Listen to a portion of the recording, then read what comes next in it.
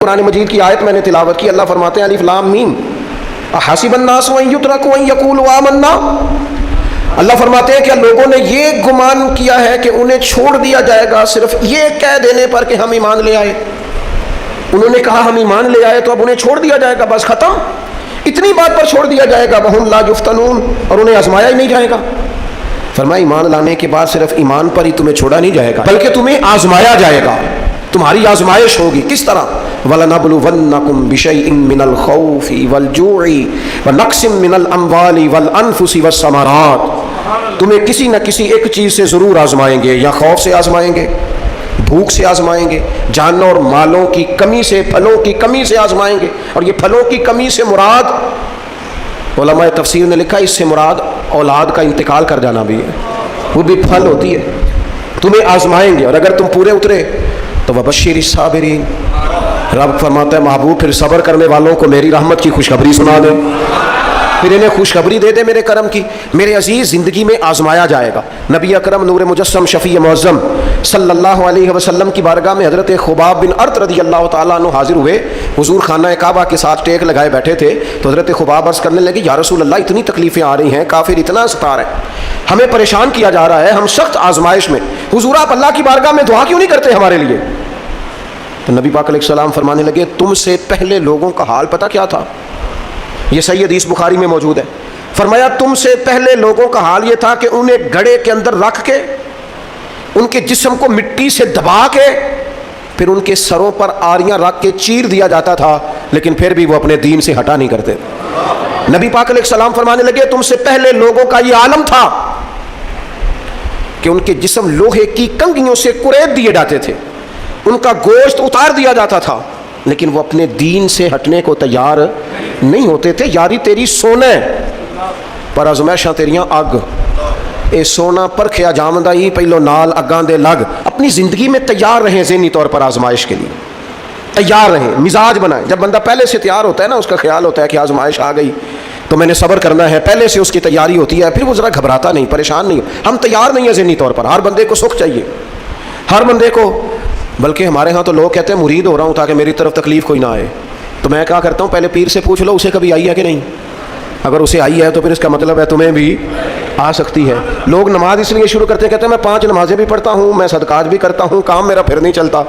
تو میں کہتا ہوں تمہیں پتہ ہی نہیں، نمازی کے لیے تو آزمائش ہے، جتنا جتنا ایمان کامل اتنی آزمائش بھی زیادہ۔ اور یہ میں اپنے پاس سے نہیں کہہ رہا، حضرت ابو سعید خدری رضی اللہ تعالیٰ عنہ فرماتے ہیں میں نبی پاک علیہ الصلوۃ والسلام کی خدمت میں حاضر ہوا اور حضور کے دست مبارک کو چومنے کے لیے میں نے اپنے ہاتھ جب آگے کیے تو تپش تھی، تیز بخار تھا نبی پاک کو۔ تو حضرت ابو سعید خدری رضی اللہ تعالیٰ عنہ ارشاد فرماتے ہیں کہ میں نے، یہ سنن ابن ماجہ میں موجود ہے، فرماتے میں نے عرض کیا یا رسول اللہ صلی اللہ علیہ وسلم اتنا تیز بخار؟ حضور فرمانے لگے ہم پر جو آزمائشیں آتی ہیں نا انبیاء پر، وہ عام لوگوں سے دگنا آتی ہیں۔ یہ تو لاڈلے ہیں، یہ تو محبوب ہیں اللہ کے۔ فرمایا عام لوگوں سے دگنی آزمائش آتی ہے، لیکن فرمایا ہمارا رب بڑا کریم ہے، ہمیں اجر بھی ڈبل ہی عطا کرتا ہے، ہمیں اجر بھی ڈبل ہی عطا کرتا ہے۔ تو حضرت ابو سعید خدری کہتے ہیں موقع اچھا تھا، میں نے ایک سوال بھی کر دیا، میں نے کہا یا رسول اللہ صلی اللہ علیہ وسلم بتائیے نا بھلا دنیا میں زیادہ آزمائشیں کن کو آتی ہیں؟ تو حضور فرمانے لگے سب سے زیادہ آزمائشیں اللہ کے انبیاء کو آتی ہیں، نبیوں کو آتی ہیں۔ حضور اس کے بعد فرمایا اس کے بعد جو ان کے زیادہ قریب ہوتا ہے اسے آتی ہیں۔ لوگ کیا سمجھیں گے امام حسن کی آزمائش کو؟ لوگ کیسے سمجھیں گے سیدنا امام حسین کی آزمائش کو؟ فرمایا جو ان کے زیادہ قریب ہوتا ہے اسے زیادہ آزمائش آتی ہے۔ تو حضور کے سب سے قریب تو امام حسن ہے نا، امام حسین ہے نا۔ تو کیا سمجھتا ہے قربت بس نسبت کے اظہار کا نام ہے اور بڑے لطف کے ساتھ زندگی گزارنے کا نام ہے؟ تو نبی پاک علیہ الصلوۃ والسلام نے فرمایا بات بڑی مزے کی ہے، فرمایا پھر اللہ کے بعض بندے تو ایسے ہوتے ہیں جنہیں اللہ فقر میں مبتلا کر دیتا ہے۔ فرمایا ان کے پاس صرف ایک چادر رہ جاتی ہے، اتنا فقر ان کے پاس آتا ہے، لیکن جو حدیث کے آخری لفظ ہے نا وہ وجد والے ہیں، وہ وجد والے ہیں، وہ سرور والے ہیں۔ ہمارا یہ مزاج ہوتا ہے کہ میٹھا میٹھا کھا جاؤ اور ذرا کڑوا آ جائے تو سویرے بھی رہو شام بھی رہو، حال ہی کوئی نہیں، غریبی بڑی، پریشانی بڑی، حضرت صاحب گھر سے بیماری جاتی نہیں۔ اور جناب کیا بتائیں، بعض لوگ تو ایسے ہیں جن کی بات سن کے لگتا ہے زندگی میں کبھی سوئی ہی نہیں، اتنے بڑے بڑے دکھ سناتے ہیں۔ او خدا کی رحمت کا بھی تو ذکر کرنا، خدا نے جو تیرے اوپر انعامات کیے ان کا بھی تو ذکر کرنا، ان کا تذکرہ ہی نہیں کر رہا میرا بھائی۔ نبی پاک علیہ السلام نے فرمایا ان لوگوں پر دکھ آتے ہیں پر قربان ہونے کو جی چاہتا ہے ان لفظوں پر. حضور فرمانے لگے وہ رب کی طرف سے آنے والے دکھ پر بھی اس طرح راضی ہوتے ہیں جس طرح تم میں سے کوئی راحت ملنے پر راضی ہوتا ہے. سکون والی چیز ملنے پر جس طرح تم راضی ہوتے ہو اس طرح وہ دکھوں پر بھی راضی ہوتے ہیں. دکھ قبول محمد بخشا، دکھ قبول محمد بخشا. پر ایک شرط لگائی چھوٹی سی میاں صاحب نے، انہوں نے کہا 100 دفعہ قبول ہے. دکھ 100 دفعہ قبول. دکھ قبول محمد بخشا پر راضی رہن پیارے. یہ شرط یہ ہے کہ تو راضی رہ، تو راضی رہ. دکھ قبول محمد بخشا، راضی رہن پیارے. اور حضرت سلطان صاحب کہنے لگے ایسا کیتی ہے جان حوالے رب دے، ایسا عشق کمایا ہے اسی مرن تو پہلو ہی مر گیا باہو تا مطلب نو پایا ہے. ہم نے تو پہلے سے ہی نتیجہ نکال لیا. تو سکون ڈھونڈنے نکلا ہے، تو چاہتا ہے زندگی میں آرام مل جائے. کائنات میں سب سے زیادہ پیار اللہ کا اپنے محبوب کے ساتھ. لیکن دیکھ لو نا، پیدائش سے پہلے ہی حضور کے والد چلے گئے. 4 سال یا 6 سال کی عمر میں والدہ گئیں. 8 سال کی عمر تھی، محبوب کے دادا کا جنازہ اٹھا تو محبوب پیچھے پیچھے جنازے کے جا رہے تھے. پھر وقت آیا جب تبلیغ دین کا، تو دنیا کا کون سا دکھ اور کون سی تکلیف اور کون سی اذیت ہے جو حضور کو نہیں دی گئی. لیکن کریم ہر وقت کہتے ہیں افلا اکون عبدا شکورا، میں رب کا شکر گزار بندہ نہ بنوں. ہر مقام پر کبھی بدر، کبھی احد، اور ہر طرح کی تکلیف، ہر طرح کی تکلیف. کبھی بیٹیوں کا دکھ، کبھی سیدہ عائشہ صدیقہ کے بارے میں منافقوں کی نازیبہ گفتگو. سارے دکھ محبوب کی حیات پاک میں رہے. کریم نے ان دکھوں کو برداشت کیا. پھر آپ دیکھ لیں دور حضرت صدیق اکبر کا آیا تو حضرت ابوبکر صدیق اس امت میں نبیوں کے بعد سب سے بڑا درجہ رکھتے ہیں. لیکن کوئی زندگی اس طرح کی تو نہیں کہ بڑے 2.25 سال بڑے آرام سے حکومت کی ہو. منکرین زکوٰۃ سے لڑنا پڑا حضرت ابوبکر صدیق کو. آزمائش تھی، لوگ منکر ہو گئے زکوٰۃ کے. حضرت صدیق اکبر لڑے، ختم نبوت کے تحفظ کے لیے لشکر تیار کیے. بہت سارے مسائل کا سامنا کرنا پڑا. صبح دن راتیں جناب ابوبکر نے مشقت کر کے خلافت اسلامیہ کو مضبوط کیا. دور حضرت عمر کا آیا. ساری دنیا مدینہ منورہ میں اندر سے دروازے بند کر کے سخت گرمی میں سوتی ہے، اور جناب عثمان غنی کہتے ہیں کہ میں نے فاروق اعظم کو 60 سال کی عمر میں دیکھا کہ مال غنیمت کے 2 اونٹ دوڑ گئے تو عمر بھاگے جا رہے ہیں، ان اونٹوں کو لے کے آ رہے ہیں. اور میں کہتا ہوں جناب آپ آرام کرتے، ساری دنیا سو رہی ہے. فرمایا سویا کرتا تھا کبھی خلیفہ بننے سے پہلے.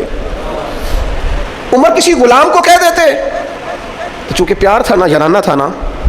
حضرت عثمان بڑی محبت سے کہتے ہیں امیر المومنین کسی غلام سے کہتے ہیں اگر مال غنیمت کے اونٹ چلے گئے تھے تو لے آتا. تو حضرت عثمان کے کندھے پہ ہاتھ رکھ کے جناب عمر رو پڑے. کہنے لگے یار یہ حضور کے دین کی امانت بڑی ذمہ داری ہے.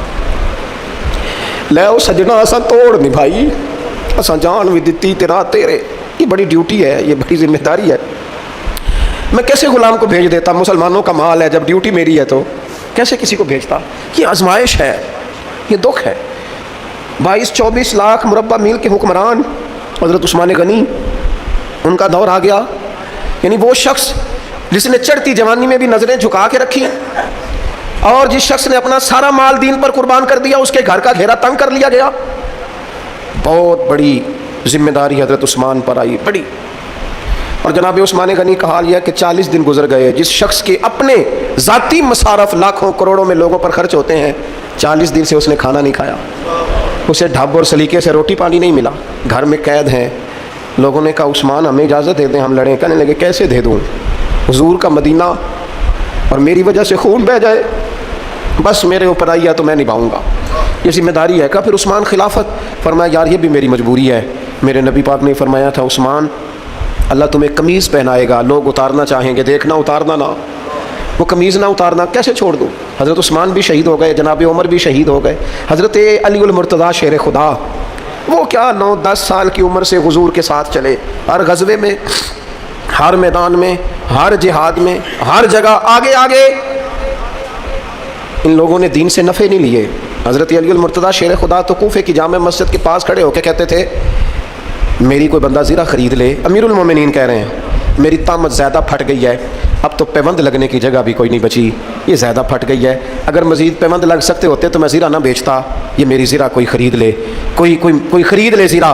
حضرت مولا علی شیر خدا 63 سال کی عمر مبارک، اور جب کوفے میں آپ کو خنجر لگا، زخم لگا، تو لوگ بیٹے کو بلاتے ہیں، آواز دیتے ہیں، لیکن جناب شیر خدا مولا علی مرتضیٰ مشکل کشا العطا حضرت علی المرتضیٰ شیر خدا زیر لب ہلکا سا مسکرائے، ادھر دیکھیے گا، اور مسکرا کے پتہ کیا فرمانے لگے، کہنے لگے فزت برب الکعبہ، لو بھائی کعبے کے رب کی قسم علی کامیاب ہو گیا ہے، کامیابی مل گئی آج۔ بات امام حسن کی آئی، امام حسن کو زہر دیا گیا، انتڑیاں نہ کٹ کٹ کے باہر گر رہی، اس شہزادے کی جس نے حضور کی گود میں عمر گزاری، محبوب کے کندھوں پر رہنے والے حسن ابن علی، جناب امام حسین حاضر بارگاہ ہوئے تو ہاتھ پکڑ کے بھائی کا چوم کے رو پڑے۔ بھائی پیارے بھی تو بڑے ہوتے ہیں نا، بڑے پیارے ہوتے ہیں، اور ان لوگوں کا منصب بڑا انوکھا ہے، شدید تکلیف ہے۔ تو امام حسین کہتے ہیں میرے بھائی حسن بتائیے آپ کو زہر کس نے دیا؟ رو کے پوچھتے ہیں، بھائی کا ماتھا چوم کے امام حسن رو پڑے، کہنے لگے حسین میری مجبوری ہے، میں تمہیں نہیں بتاؤں گا۔ کہا کیوں؟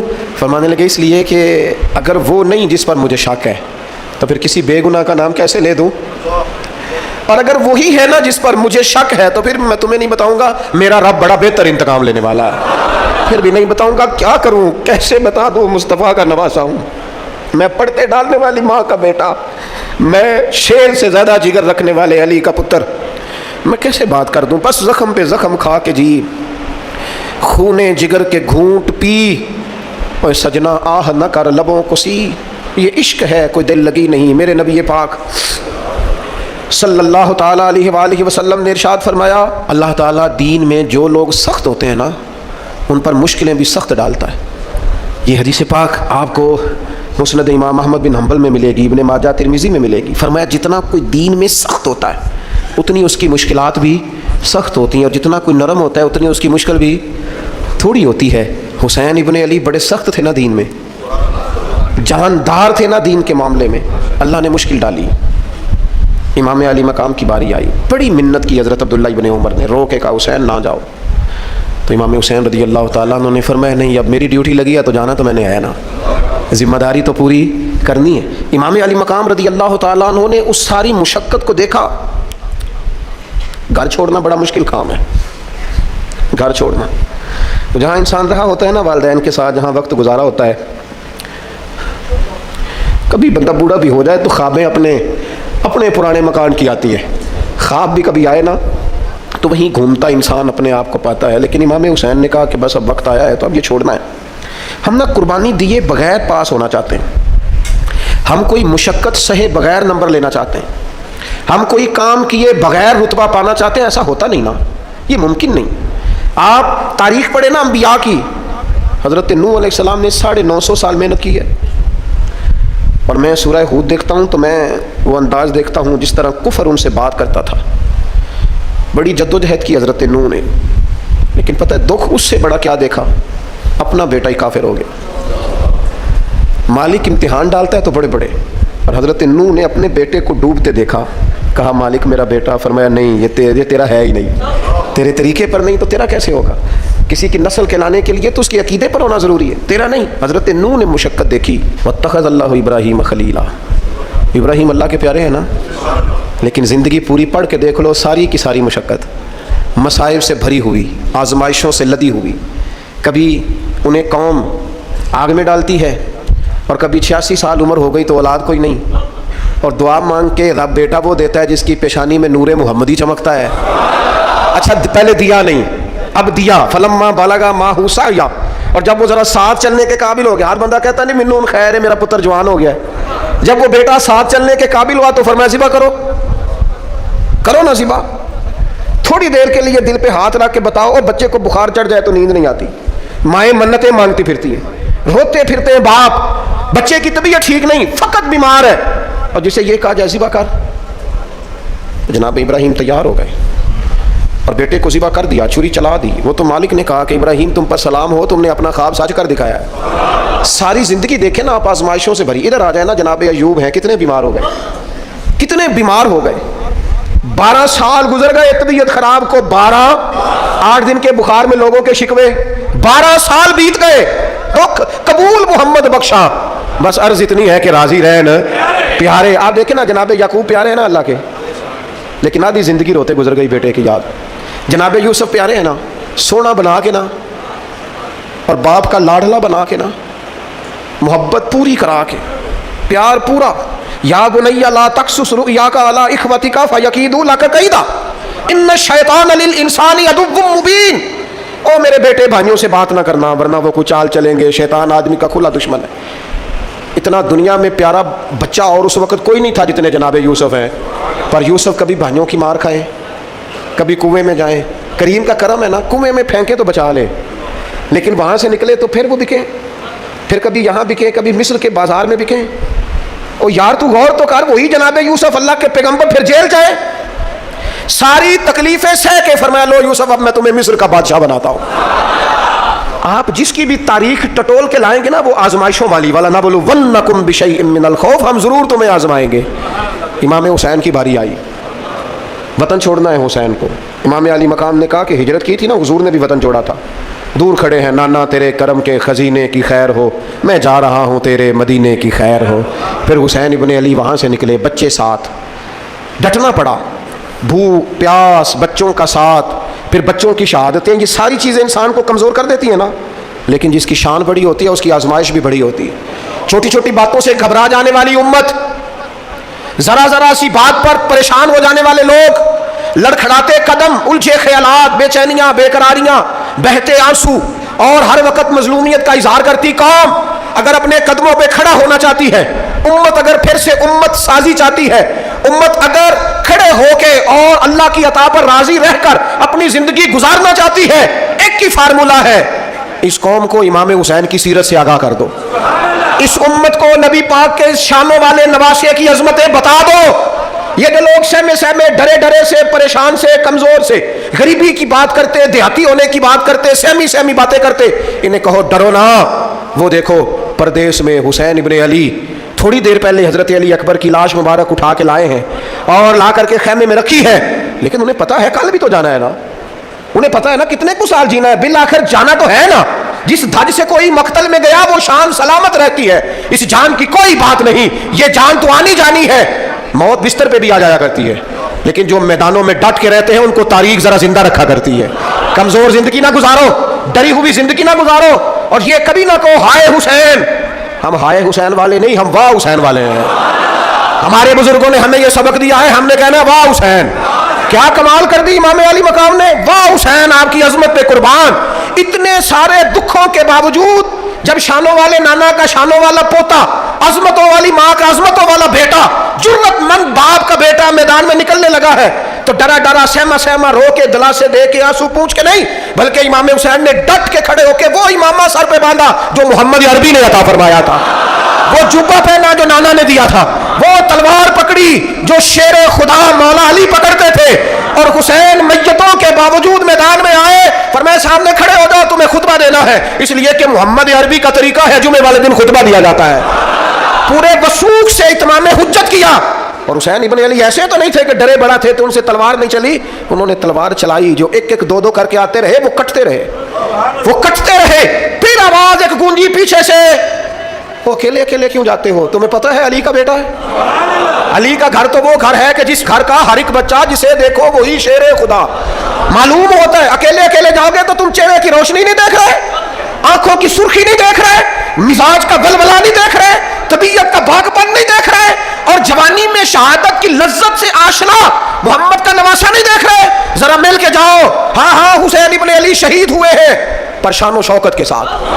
ہاں ہاں حسین ابن علی دنیا سے تشریف لے گئے ہیں پر عزت وقار اور عظمت کے ساتھ. ہاں حسین ابن علی کا سر کٹا ہے, مخالف نے تو اپنی طرف سے نیزے کی نوک پہ چڑھایا تھا, پر حسین کا سر بول بول کے کہہ رہا تھا دیکھ لو میں کٹ بھی گیا ہوں پھر بھی سب سے اونچا ہوں, وہ دیکھو میں سب سے اونچا ہوں, سب سے اونچا ہوں میں. اے حسین ابن علی, نازش آل نبی تم پر سلام, اے حسین ابن علی تم پر سلام, نازش آل نبی تم پر سلام. کسی نے ایک بات کی تھی, اس نے حد کر دی, اس نے کہا مورخ تو کتنا کو لکھے گا, خطیب تو کتنا کو واز کرے گا, اور مصنف تو حسین ابن علی کی شان میں کہاں تک بات کرے گا. تو میرے امام کا باکپن, ان کی جرت, ان کی طاقت, ان کی ہمت, ان کا کمال, ان کا صبر, ان کی استقامت, ان کا حوصلہ, ان کی جوان مردی, ان کی ہمت کتنی کو بیان کرے گا, تو رہنے دے. اس نے کہا پھر کیوں رہنے دوں, کہنے لگے حسین ابن علی کی شان رفعت کوئی کیا جانے, یہ حسن جانے.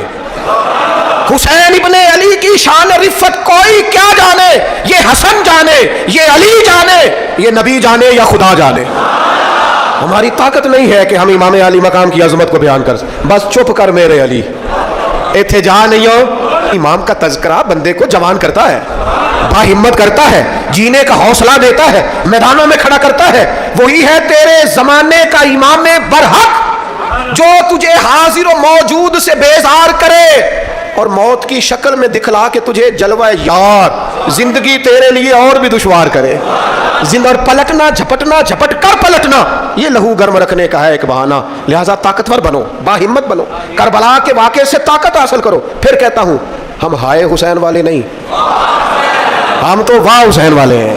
ہمارا کہنا ہے کہ واہ حسین، اے حسین ابن علی تم پر سلام، نازش آل نبی تم پر سلام۔ ہم کہہ رہے واہ حسین، واہ حسین، واہ حسین، واہ حسین، یا حسین، واہ حسین، یا حسین، واہ حسین، واہ حسین، یا حسین، واہ حسین۔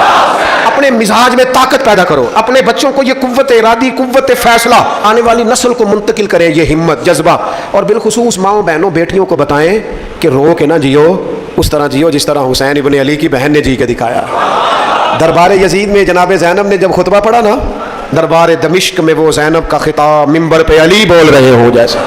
انہیں کہو کہ ذرا تھوڑا باہمت وقت گزاریں، باہمت، کہیں نہیں ڈگمگائی میرے امام کی بہن، کہیں کمزور نہیں پڑی، طاقت، ہمت۔ اور انہوں نے بتلایا ہے کہ رو کے وقت نہیں گزرتا، وقت تو چھا کے گزارنا چاہیے۔ مشکلات کے سامنے میرے حضرت صاحب کا ایک شعر ہے، فرمایا کرتے تھے، تجھے کیا ڈر ہو اے اختر، تیرے یاور ہیں وہ یاور، مشکلوں کو جو تیری خود گرفتار بلا کر دے۔ وہ تو مشکل کو مشکل میں ڈال دیں گے جن کو ہم نے مانا ہوا ہے، مشکل کو مشکل میں ڈال دیا جاتا ہے۔